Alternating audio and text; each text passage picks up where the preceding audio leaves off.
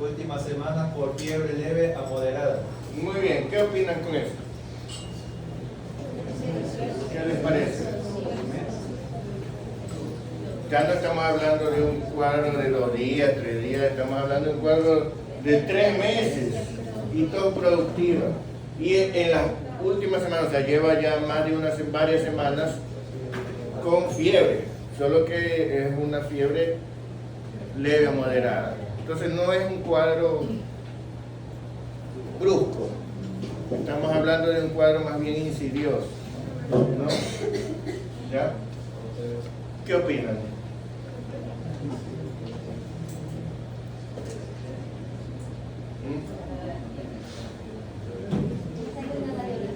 Le hacemos una radiografía para buscar qué. ¿Pero qué sospecha? Sospechan tuberculosis. Sospechan bronquiectasia, tuberculosis, ¿no, verdad? Una malformación puede ser. ¿No? ¿Ya? Todo puede ser bueno.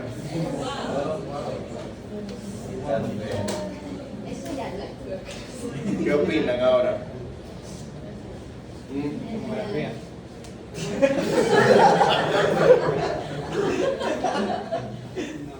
Son rápidos para decidir eso es bueno, ¿no?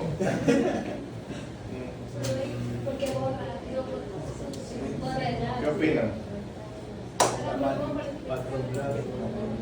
El pulmón está como comprimido hacia abajo. A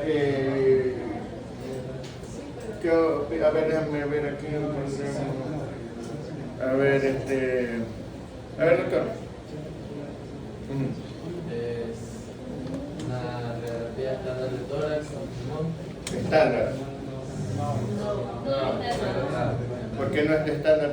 No se ve la cámara acá. Por lo tanto está acostado, ¿no? ¿Verdad? Ya. Tiene una imagen radiopática que cubre casi la totalidad del pulmón derecho y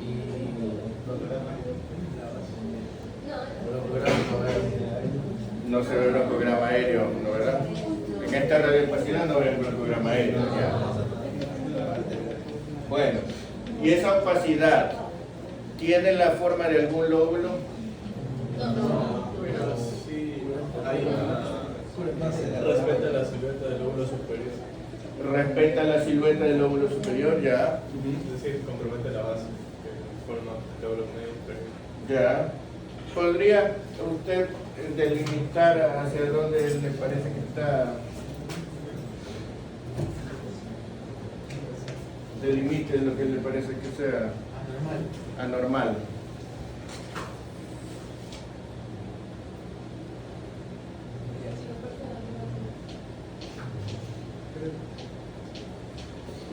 Seguro aquí, seguro.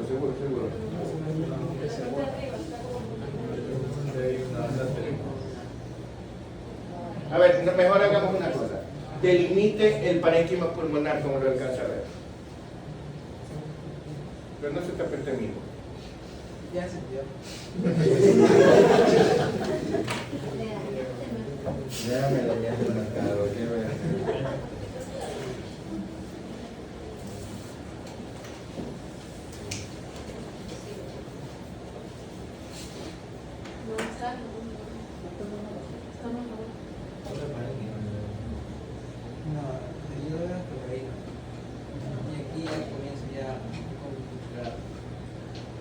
Ya, pasa. Espérate. Vamos a ver.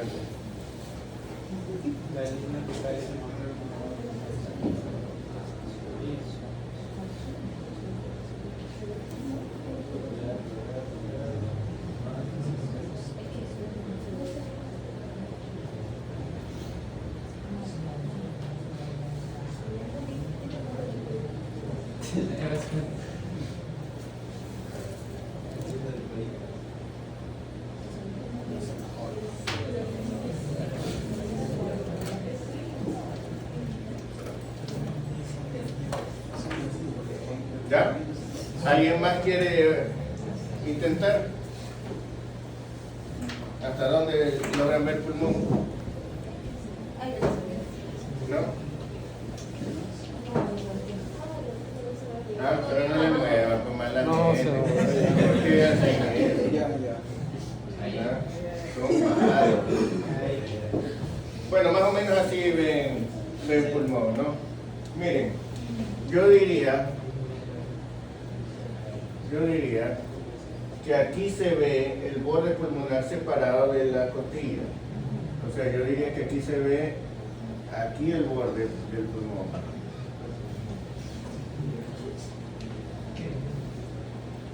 ¿Ya? Efectivamente lo alcanzo a ver hasta acá. No se ve bien.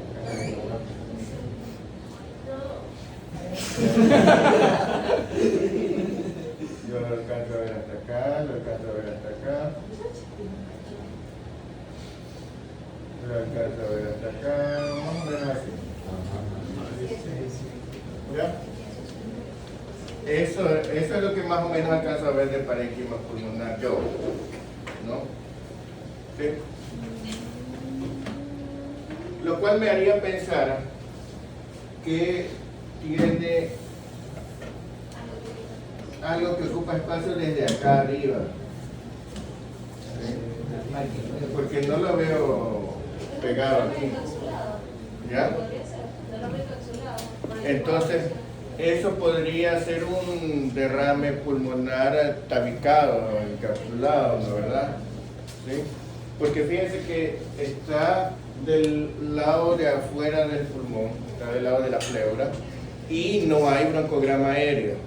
Entonces, esto podría pensar que es una masa tumoral también, pero tendría que ser una masa tumoral, otra masa tumoral, y esto no me explicaría aquí, como que una se queda aquí.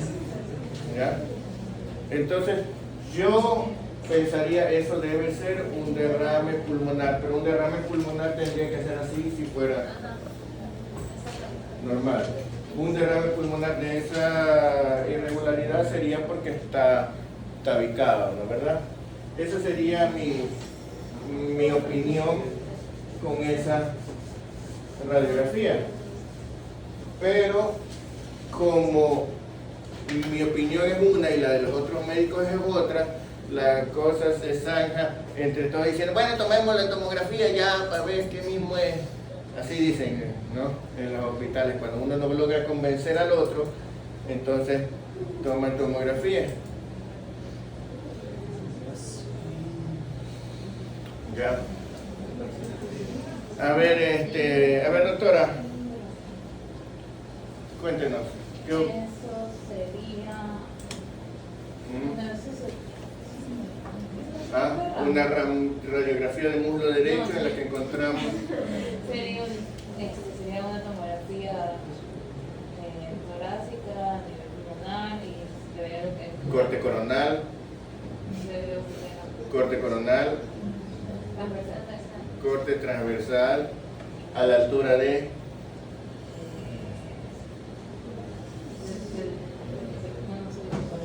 A la altura de... A la altura del corazón. Es que no se dice así. Ya, bueno, siga, de ahí. Ahí se visualiza lo que es un derrame, se ve el pulmón colapsado. Se ve el pulmón colapsado. Ya, te diría que este es el pulmón colapsado, entonces. El pulmón colapsado, pero irregular, ¿no? Ajá, sí. Ya, parece Patricio. ¿No? ¿Ya? ¿Y algo más? ¿Y esto les parece líquido? Sí. ¿Y esto también es líquido? ¿Qué es esto? Esto es grasa. Esto es grasa. Y lógicamente esto se ve más hipodenso que lo de acá. ¿Ah?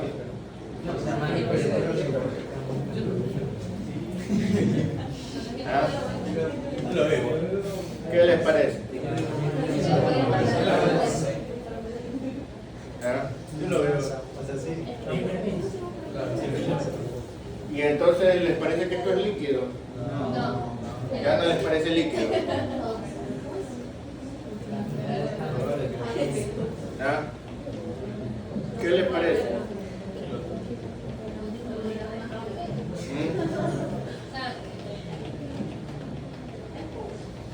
En pie no podría ser por el tiempo también que tiene, que son 3 meses.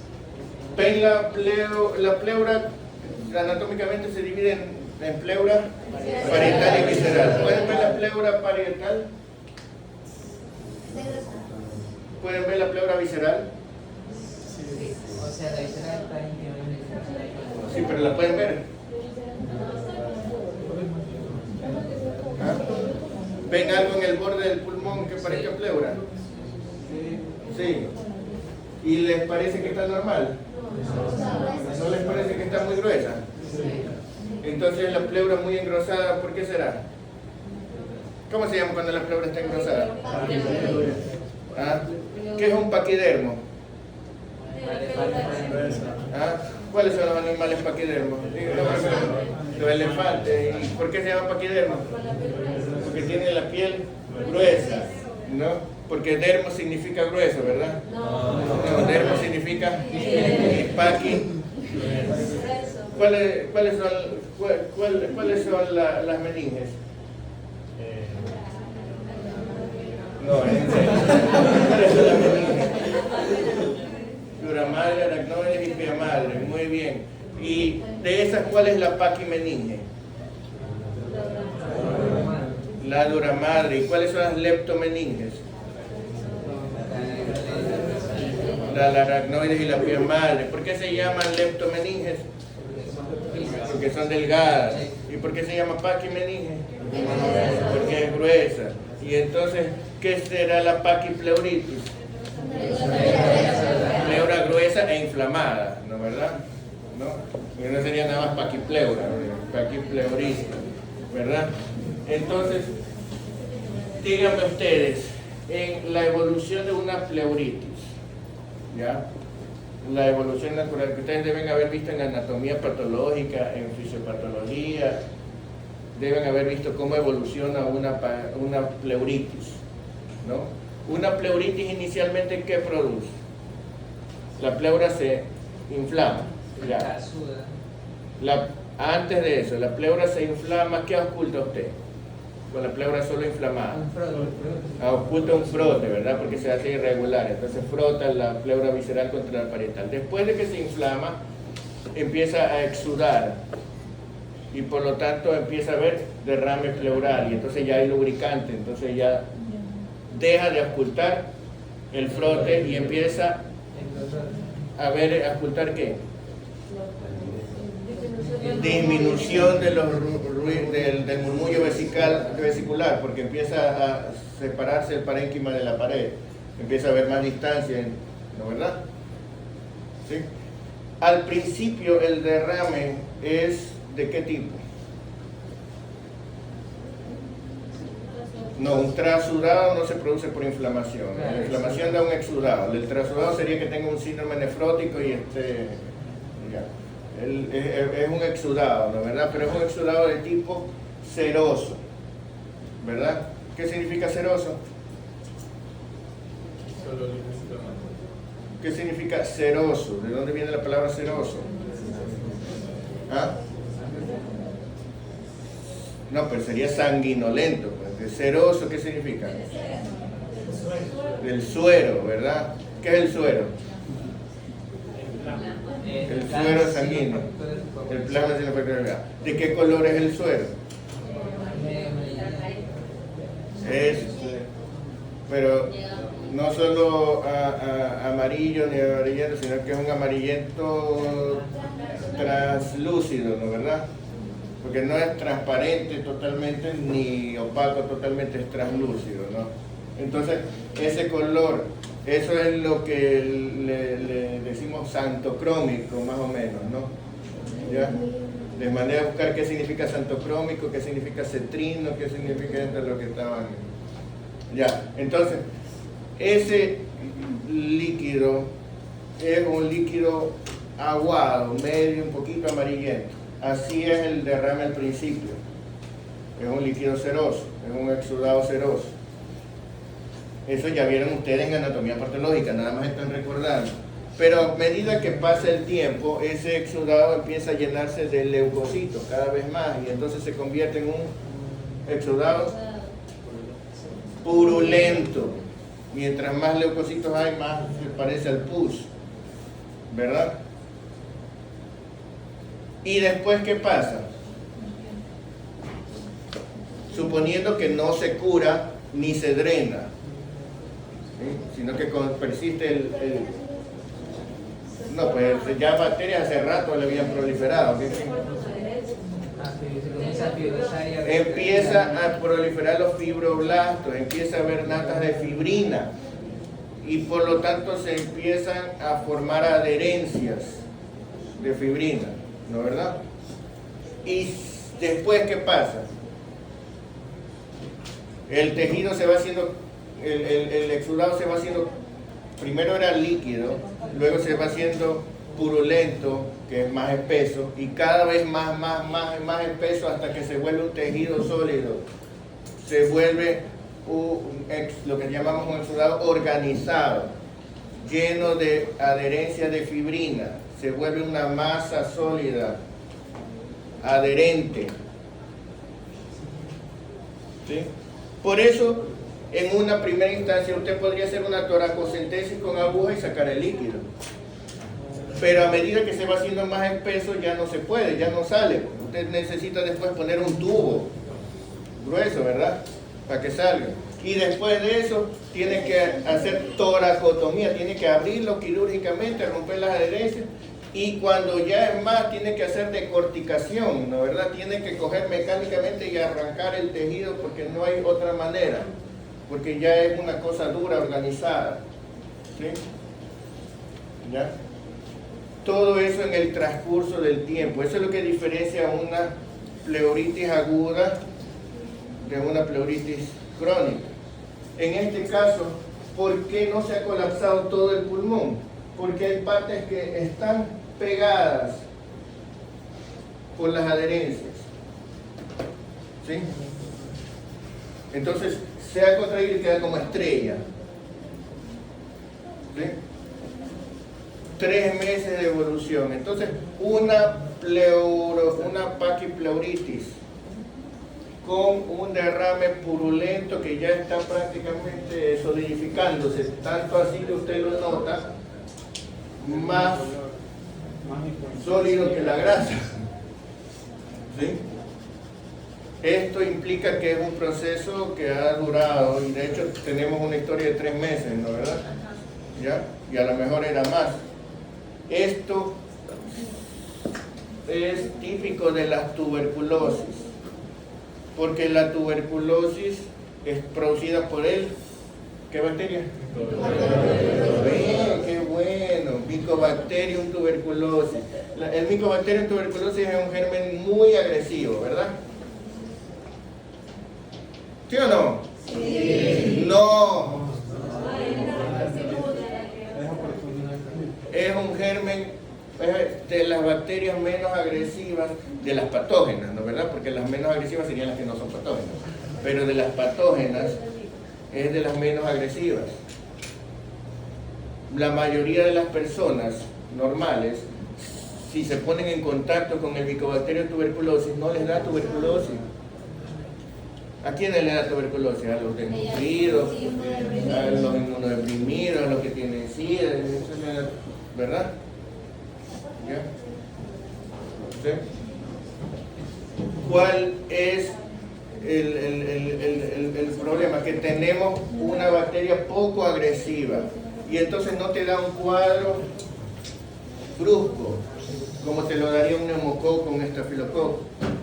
Te da un cuadro insidioso porque es así como que se va metiendo poco a poco, peleando y peleando. La inmunidad no lo termina de sacar ni lo termina de... ¿Ya? ¿Sí? ¿En quiénes la tuberculosis da un cuadro agresivo? En los pacientes más inmunodeprimidos, ¿verdad? Que no tienen ningún, así como que ya están tan mal que hasta ese los tumba. ¿Sí? Cuando ustedes tienen una infección por un germen poco agresivo, el paciente, el paciente generalmente está mal, peor que otro. ¿Por qué? Porque no porque el germen sea muy agresivo. O sea, si yo tengo una sepsis por Candida albicans, la Candida albicans es un germen poco agresivo.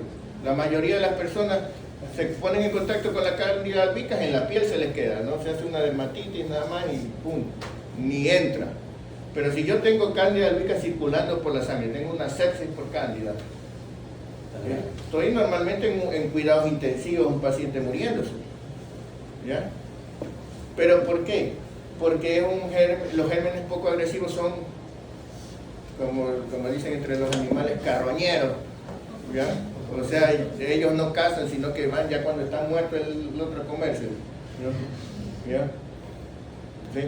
Cuando ya está en las últimas, ellos vienen como oportunistas, ¿no?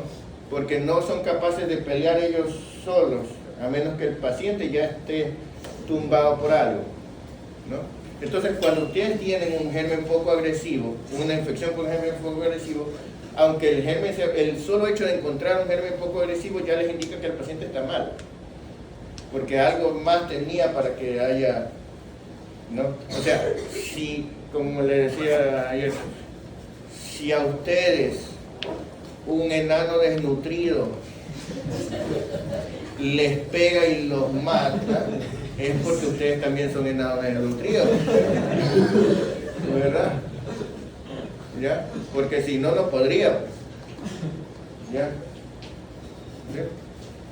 Entonces, miren ustedes, un paciente, una neumonía típica de los pacientes con SIDA es la neumonía por Pneumocystis carini. ¿Por qué el resto de nosotros no tenemos neumonía por Pneumocystis carini? Porque es un germen poco agresivo. Pero si usted encuentra un paciente con neumonía y le aísla y encuentra que es Pneumocystis carini, usted dice, ah, chévere, es un germen poco agresivo, no tiene que preocuparse. No, ¿verdad? O sea, tiene que preocupar más que si tuviera estreptococo neumonía. ¿Ya? Porque precisamente el hecho de que sea poco agresivo le hace pensar a usted que el paciente tiene SIDA, ¿no? Entonces, a lo mismo acá. Miren que es un cuadro clínico que parecía un poquito de fiebre, tos, y cuando le hacen la ¿ya? ¿Se dan cuenta? Usted tiene que preocuparse con eso, siga. Ahí estaba ¿ya? Entonces se dan cuenta, se dan cuenta que este patrón es porque este está pegado, este está pegado, este está pegado, y esto le da la neumonía ubicada. Por eso también en estos pacientes usted les pone un tubo y no se drena todo, pues se drena hasta acá porque a veces está aislado, está ubicado, ¿no, verdad? ¿Sí? Entonces esto es una patipleuritis tuberculosa. Muy bien. A ver, doctor, lea. Un varón de 5 años de edad sufrió un politraumatismo durante un accidente automovilístico. Ingresa con múltiples heridas y contusiones. Desde las primeras horas se notó una dificultad respiratoria que aumenta progresivamente. Muy bien. Miren que aquí el cuadro no es de tos, fiebre, etc. Aquí estamos hablando accidente automovilístico y empieza con dificultad respiratoria. Pudieron haber sucedido muchas cosas, ¿no, verdad? Le hacemos estudios de imagen porque después del politrauma ni modo, pues no. Y encontramos eso. ¿Ya? Entonces, a ver, doctora, cuéntenos, ¿qué le parece? Estamos hablando de una tomografía computarizada de cráneo. Hable, pues diga. Una tomografía computarizada de tórax, corte parasagital, no, transversal a la altura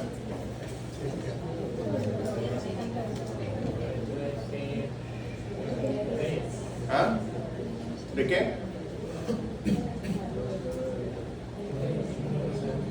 A la altura del tórax.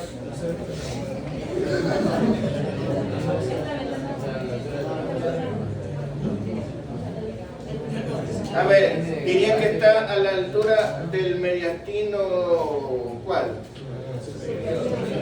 ¿Cómo se divide el mediastino, doctora? ¿Superior? ¿Medio? ¿E inferior? ¿Ah? ¿Superior, medio, inferior? ¿Cómo se divide el mediastino? Correcto. Mediastino se divide en superior e inferior. El corazón es la referencia, ¿no verdad? Arriba del corazón es mediastino superior. Donde está el corazón es mediastino inferior. Donde está el corazón propiamente, porque el inferior se divide en anterior, medio y posterior. Lo que está delante del corazón es mediastino anterior. Donde está el corazón es mediastino medio. Y lo que está detrás del corazón es mediastino posterior. Y todo lo que está arriba es mediastino superior. Entonces, aquí estamos a la altura del mediastino superior, porque el corazón no está, ¿verdad? ¿O sí está? ¿Ah? Doctora, ¿qué usted estoy hablando? No me ignore, pues. Yo sé que le caigo mal, pero no lo demuestre tan entusiasta. Allá, bueno. Entonces, ¿qué más? ¿Qué encontramos? ¿Qué será esto? La aorta. ¿Cuál aorta? La aorta descendente, torácica o abdominal. Torácica, muy bien. ¿Qué será esto? La aorta ascendente, muy bien. ¿Y qué será esto? La vena cava superior. ¿Y qué será esto? La tráquea, muy bien. ¿Y qué vaso será este? El esternón, ya, muy bien. Entonces, y este es un paciente con un politraumatismo, ¿no verdad? Entonces por eso encontramos múltiples fracturas de costillas, ¿no verdad? ¿No? No son fracturas de costillas, no está fracturada. No. ¿Por qué se ve así? Porque las costillas son oblicuas, ¿no verdad? Y entonces van cortando así. Ya, entonces se ve costilla, después y esta costilla de acá es una costilla de más arriba o de más abajo que esta. Esta es más arriba o más abajo. Más abajo. Esta es una de las costillas más abajo. Si van así, Más abajo. estamos cortando aquí, es una costilla de más arriba. Si las costillas van así, Sí. ¿no verdad? Sí. Y cortamos. La costilla que esté más adelante es la de más arriba. Y la costilla, muy bien. Ya, muy bien. Entonces, esta costilla es la más baja de todas, de las que vemos aquí. Esta está arriba, esta más arriba, más arriba, más arriba. ¿No? Perfecto. ¿Qué es esto? La clavícula. La escápula, muy bien, excelente. ¿Ya? Entonces, ¿qué son estas cosas? Músculos, perfecto. ¿Y esto? Grasa, muy bien. Entonces, encontramos aquí mediastino, ¿no verdad? Y encontramos aquí los campos pulmonares. Entonces, aquí encontramos un gran neumotórax. No, porque no estamos hablando de ventana pulmonar. Aquí es normal que se vea negro el pulmón. Ya, perfecto. Entonces esto es campo pulmonar normal. Pero aquí ya no. Entonces, ¿qué es esto? ¿Qué encontramos aquí? Derrame. Encontramos un derrame pleural. El hemitórax izquierdo. ¿Solo derrame pleural? Encontramos también Condensación. parénquima pulmonar condensado. Y encontramos aquí otro derrame, un derrame dentro de la cisura, ¿verdad? ¿Qué cisura es esta?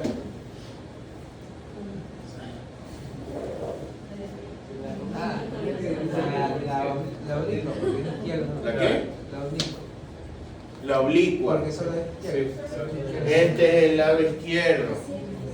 Ajá, no tiene cisura, no tiene solo más que una cisura que es la oblicua. ¿Sí? ¿Ya? A menos que sea una supernumeraria que le haya... Esta es la cisura oblicua. ¿Y por qué está aquí? Porque estamos arriba, pues en un corte de arriba, la cisura va así, pues. Entonces, mientras más arriba sea el corte, más atrás vamos a encontrar la cisura. ¿No es así?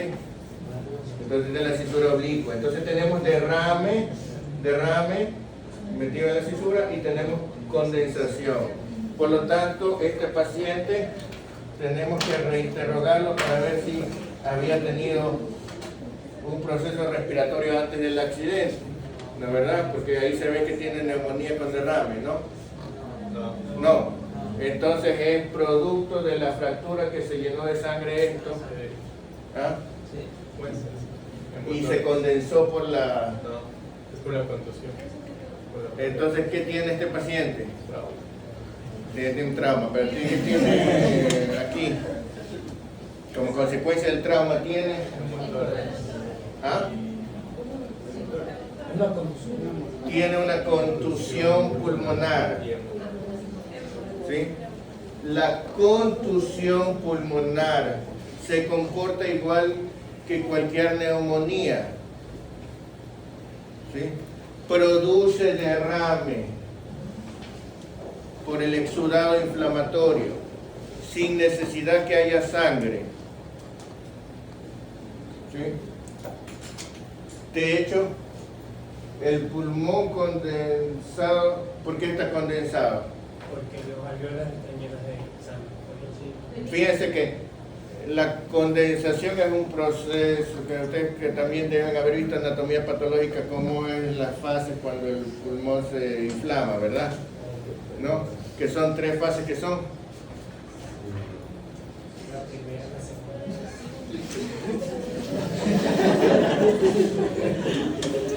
Y la primera se llama la fase de congestión, porque hay vasodilatación como en cualquier inflamación. Después de esa congestión, porque lo primero que hay es vasodilatación, ¿no verdad? Y después de eso, los vasos dan origen a que salgan leucocitos hacia el lugar y todo eso, y se vaya condensando el parénquima, y entonces el parénquima, ¿por qué se dice condensado? Porque está más duro que el normal. Entonces, la consistencia normal del pulmón es muy blanda, pero aquí el pulmón ya se hace más duro y parece, a la consistencia parece que fuera otro órgano. Por eso se llama hepatización. La siguiente es la fase de la hepatización roja, porque todavía hay vasodilatación, pero ya está duro, entonces parece un hígado. Y después de eso, el tejido se llena de fibrina, de todo eso, y empieza a perder el color rojo y empieza a producirse un color grisáceo, y por eso se llama la fase de hepatización gris, ¿verdad? Eso vieron ustedes ya en anatomía patológica, no sé por qué anotan, ¿sí? Ya vieron en ya está bien para recordar, ya vieron ustedes en anatomía patológica, ¿sí? ¿Ya? Durante cualquiera de estas fases se puede producir un exudado. Cualquier órgano inflamado exuda líquido. ¿Sí? Cualquier órgano inflamado exuda líquido. ¿Ya? ¿Sí? Entonces, puede haber sangre, pero no necesariamente hay sangre. ¿Sí? Habría que ver si hay fractura, porque si no, ¿de dónde salió el sangre? Tiene que haberse roto algún vaso sanguíneo. Pero por el solo hecho de estar parénquima condensado, por contusión, entonces eso no implica que haya una infección. Eso se puede sobreinfectar, pero eso originalmente no es infeccioso. Aquí tenemos broncograma aéreo. Fíjense que se ve, si el cuadro clínico aquí fuera fiebre, todo, dolor de costado, entonces yo diría eso es una neumonía con derrame. Se ve igualito. ¿Ya? Pero resulta que el cuadro clínico es, sufrió un accidente. O sea, yo decir que tiene neumonía cuando no tiene ni tos ni fiebre, ¿no? Porque ese es el problema, que los médicos ven esto y dicen, ahí está clarito, tiene neumonía. Y yo les digo, pero no tiene ni tos ni fiebre. Es una neumonía típica. ¿Ya? ¿Sí? Muy bien. A ver, doctor, lea. Un paciente de sexo masculino y 9 años de edad se presenta con un cuadro clínico de 7 días de evolución, caracterizado inicialmente por vómitos y dolor abdominal, para luego manifestar edema generalizado. La presión arterial se encuentra elevada, el examen de orina muestra hematuria. Debido a una imagen mal definida en la radiografía inicial, se procede a realizar una tomografía computarizada de tórax. Muy bien. Entonces, le hacemos una radiografía porque... ¿Por qué decimos esta radiografía? Porque vimos algo medio raro. Le hicieron la radiografía, le vieron algo raro y le hicimos entonces tomografía para ver qué encontramos y encontramos eso. A ver, doctor, cuéntenos, usted. Es un ataque de tórax, nasal, a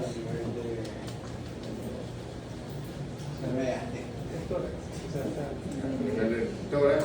Ajá. Ya, hay varios cortes. Y entonces, encontramos...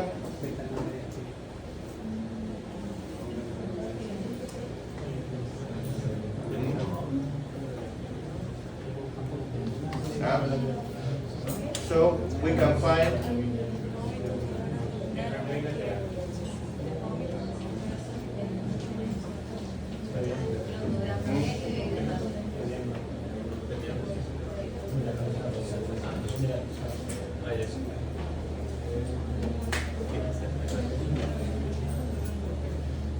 pero dale, pues no me ignores. El doctor parece un... Pasa por la clínica que hay un edema pulmonar. ¿Qué observa en la tomografía? No me estoy preguntando la clínica. ¿Qué observa en la tomografía?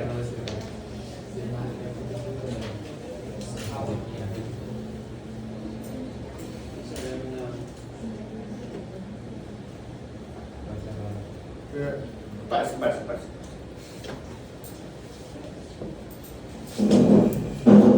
Ya, váyame señalando una por una. Mira, ahí, en la primera tomografía, dígame, ¿qué es lo más reconoce? Sí, ¿qué cosas reconoce ahí?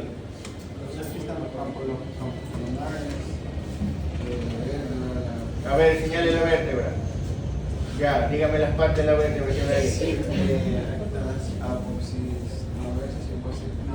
Siga. ¿Cuál es el cuerpo vertebral?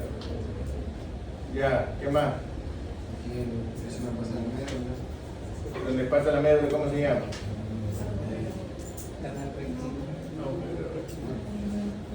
El agujero vertebral. La suma de todos los agujeros sería el canal raquídeo. Ya, ¿y qué más? ¿Dónde están los pedículos? ¿De la vértebra? ¿Ah? Señale, ¿dónde está? ¿Qué es el pedículo de la vértebra? Lo que une el cuerpo con el resto de la apófisis, ¿no, verdad? ¿Dónde está el pedículo? Ahí está el pedículo, ya. ¿Cuál es la lámina? La lámina. La que une la apófisis espinosa con la apófisis transversa. ¿Dónde está la lámina? Ahí están las láminas. Ahí están las dos láminas, una a cada lado, ¿no? Cuando usted quiere hacer una operación por atrás y entrar a la médula, ¿qué tiene que hacer? Tiene que hacer laminectomía, ¿verdad? Tiene que cortar las láminas para poder entrar a la vértebra. ¿Por dónde entra? A ver, ¿por dónde entraría? Dígame. Bueno, exacto, va entrando rompiendo la lámina, ¿no, verdad? Muy bien. ¿Qué otro hueso ven? ¿Qué hueso ve ahí pegado a la vértebra? A ver, dígame. ¿En dónde está articulado? Aquí En los pedículos. ¿Usted recuerda haber visto en los pedículos carilla articular por la costilla?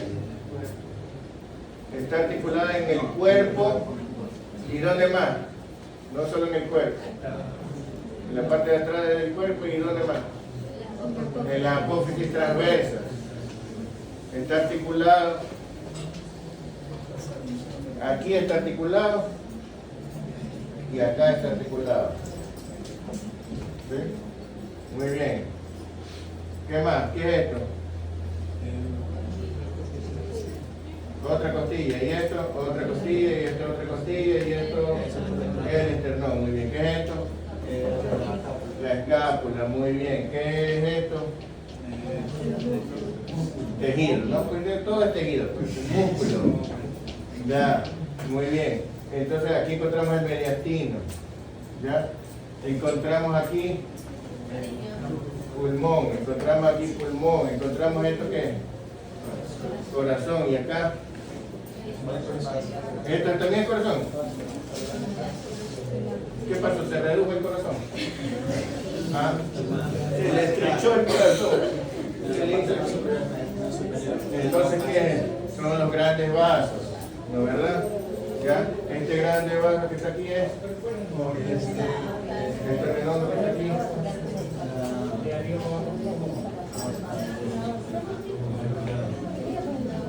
La aorta. La aorta ascendente está acá, viene el callado y va a la aorta descendente pegada a la columna. Esta es la aorta descendente, muy bien. ¿Y esto qué será? La división de la tráquea en los dos bronquios, ¿verdad? ¿Y esto será? El esófago. Muy bien. ¿Y esto será? La vena cava superior. Muy bien, exactamente. Ahora, ¿qué será esto? Una consolidación de pulmón con broncograma aéreo. ¿Y esto?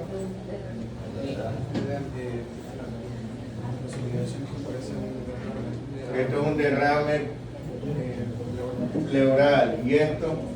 Entonces encontramos condensación aquí y encontramos condensación acá. ¿Sí ven? ¿Ya? Muy bien, estamos bien. Y entonces con eso, ¿qué debemos pensar? ¿Cuál es el diagnóstico?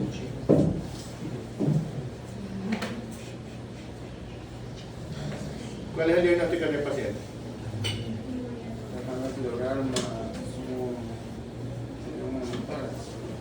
Neumotórax. Ah, hemotórax. ¿Por qué hemotórax? Por los antecedentes del trauma. Los antecedentes de cuál trauma. A ver.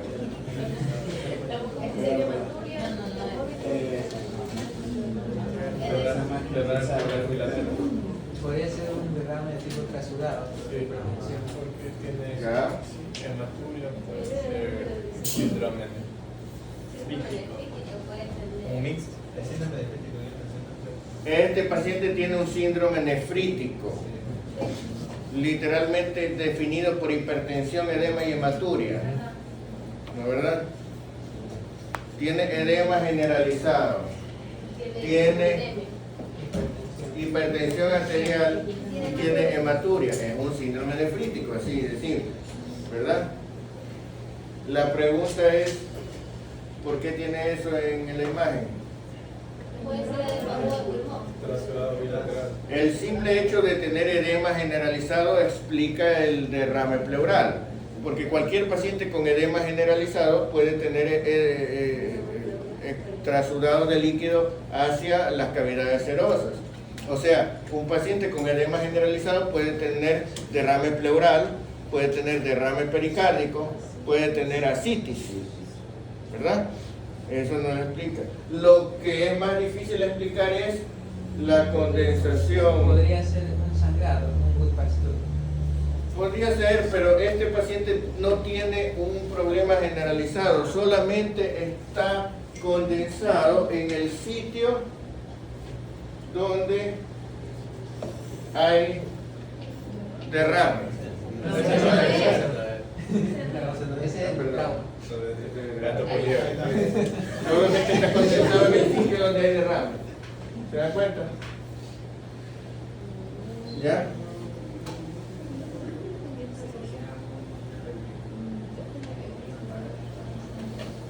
Solo en el sitio donde hay derrame se condensa. ¿Ya? Esto no es una verdadera condensación. Esto es una atelectasia por compresión. ¿Sí? El problema es, ustedes saben que la mayoría de las atelectasias son atelectasias por obstrucción. Entonces comienzan en el centro y terminan en la periferia.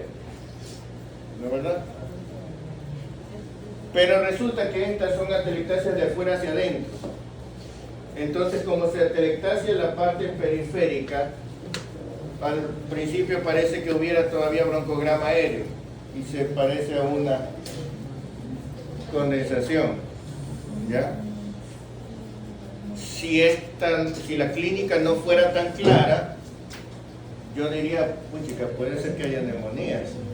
Pero la clínica es tan típica de síndrome nefrítico, ¿no?, que tendría que decir, bueno, ¿y dónde está la tos y la fiebre?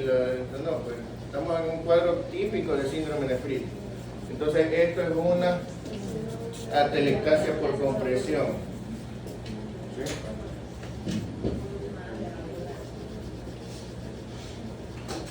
Doctora, pase. Aquí hace menos frío, pase. Que no me va a obedecer. Es que me saqué los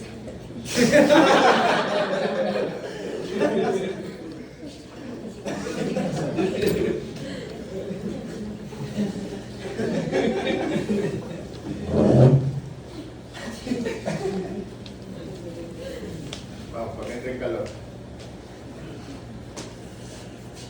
Neonato que llega trasladado a las 12 horas de vida con dificultad respiratoria severa desde su nacimiento, por lo que le proporcionan ventilación asistida de urgencia. Rápidamente desarrolla simetría torácica con abombamiento del hemitórax izquierdo, desviación del choque de punta cardíaco a la derecha, enfisema subcutáneo y abolición de los ruidos respiratorios del lado izquierdo. Su diagnóstico. Está clarito.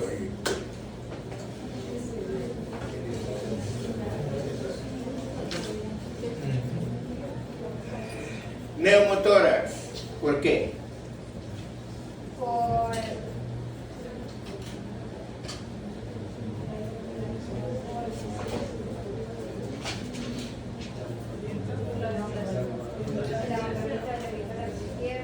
Muy bien.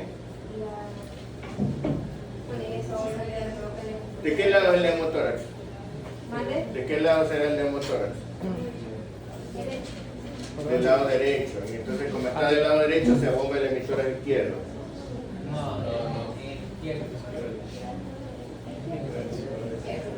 Del lado izquierdo. Y como está del lado izquierdo, el corazón se desvía hacia la derecha.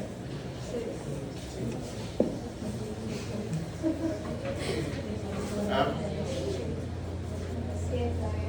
Sí. Muy bien. ¿Por qué habrá enfisema subcutáneo?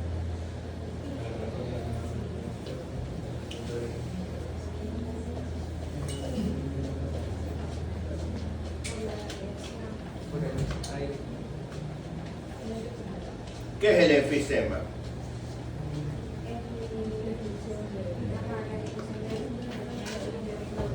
La presencia de elemento aéreo. ¿Qué es el enfisema? Me estoy hablando del enfisema subcutáneo. ¿Qué es el enfisema subcutáneo? No estoy hablando del enfisema pulmonar. ¿El enfisema subcutáneo qué es? La presencia de aire. Presencia de aire en el tejido celular subcutáneo, ¿verdad? ¿Usted clínicamente puede diagnosticar enfisema subcutáneo? Sí. ¿Cómo? Lo toca y crepita. Ya, muy bien. Entonces, el enfisema subcutáneo, ¿por qué tendrá? Pues la motora que va disecando. El neumotórax disecando puede llegar a... O sea, la cavidad pleural está abierta. Podría romper también la motora en la pleura. Un neumotórax que rompa la pleura y se salga hasta el... Bueno, podría ser, ¿no? ¿Alguna otra explicación? Por la ventilación del riesgo. ¿Y qué produciría la ventilación? ¿Pero por qué subcutáneo?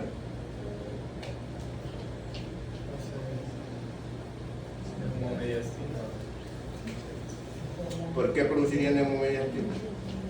Por iatrogenia, al ponerle ventilación. Sí, pero ¿por qué iatrogenia le haría que, por qué Trauma mecanismo? de tráquea al intubar. Ah, ya, entonces por ruptura de la vía aérea fuera del pulmón. ¿Sí?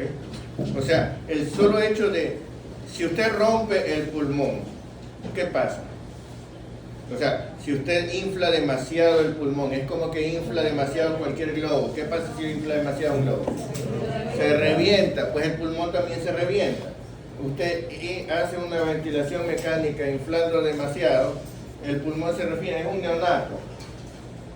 Y resulta que a veces le mandan a dar al interno o al residente o al tratante, cualquiera de ellos, y lo da como si fuera un adulto.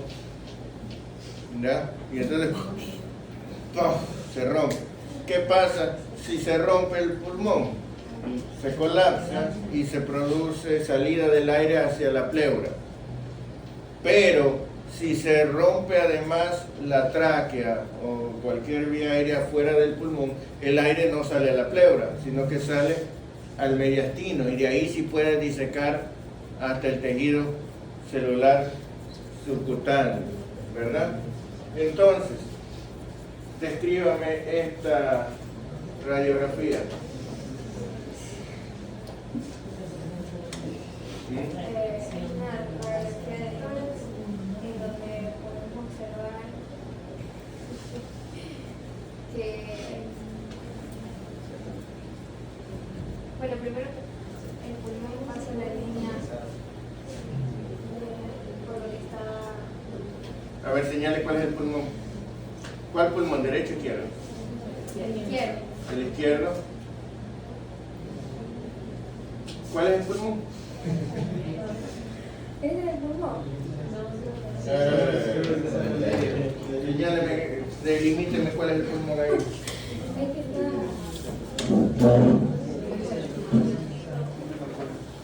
¿Cuál es el pulmón?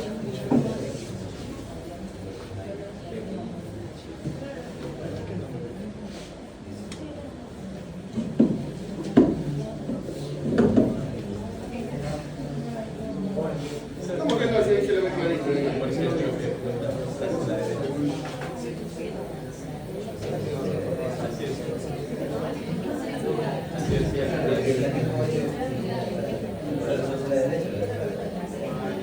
Hacia derecho.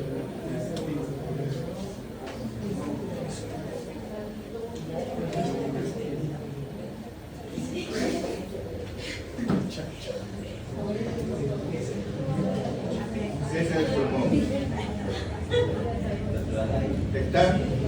Está colapsado, ese es el pulmón colapsado. ¿Qué es todo esto? Aire. ¿Dónde está el diafragma? El diafragma está aquí aplastado hacia abajo. ¿Dónde está el corazón? Aquí está el corazón. Desviado hacia la derecha, lo cual quiere decir que este aire está empujando, y ¿qué más notan? Ven el enfisema subcutáneo. ¿Dónde está el enfisema subcutáneo? A ver, señal. Como podrán ver, hay un montón de aire en el tejido celular. Esto es normal. Aquí hay aire, ¿sí ven? Entonces esto es el enfisema subcutáneo, ¿verdad? Entonces fíjense ustedes, esta es el tubo endotraqueal, la tráquea está desviada hacia allá, ¿no, verdad? ¿Sí? Entonces aquí tenemos un paciente con un neumotórax atención, un neumotórax que está haciendo una gran presión, ¿verdad? O sea, no solo que le hicieron el neumotórax, sino que siguieron y hasta que ya, ¿sí? Eso es un neumotórax de tensión, y eso es lo que hace que se abombe el emitor de este lado y todo lo demás, ¿no, verdad? ¿Sí? ¿Ya? Muy bien, seguimos después del recreo.